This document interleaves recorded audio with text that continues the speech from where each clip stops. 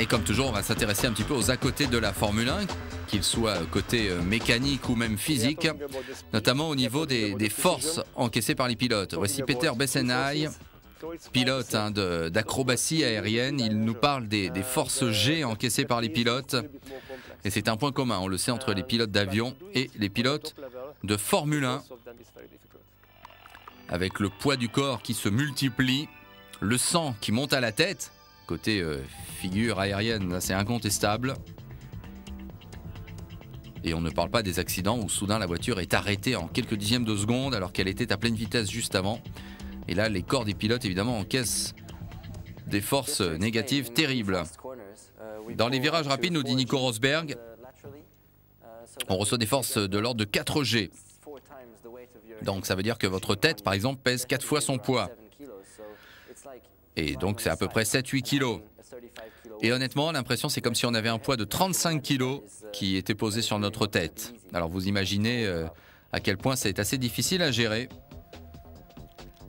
Les pilotes évidemment sont habitués à encaisser ces forces, mais ça fait vraiment partie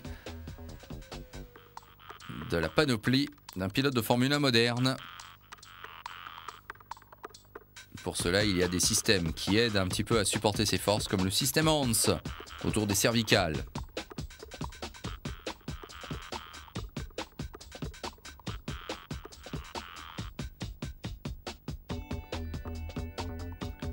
Les ceintures de sécurité, bien évidemment, sont là aussi. Et voici le système Hans, vous voyez, qui absorbe une bonne partie du choc en cas de choc. Et il y a quelques années, eh bien Martin Brundle s'était livré à une simulation pour voir quelles étaient les forces qu'encaissait son corps. Et dans ces Formule 1 modernes, eh bien Martin Brundle, qui commentait cela en direct, nous avouait sa douleur pratiquement perpétuelle.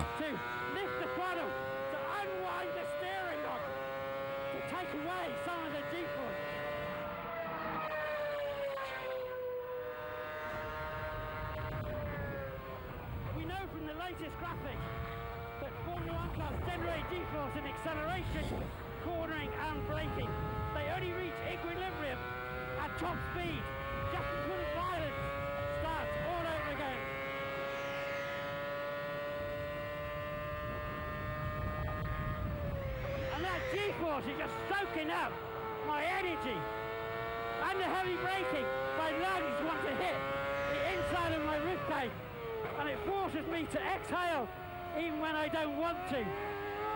It's just taking all the life out of my body. It depends. The best practice is driving in the racing car. En fait, le meilleur entraînement pour s'habituer aux forces encaissées par les pilotes, c'est de piloter ces voitures. Parce que du coup, les muscles s'habituent à cet effort et on devient en quelque sorte conditionné par ces composantes. Et il n'y a pas vraiment beaucoup de solutions pour entraîner les muscles, à part piloter justement.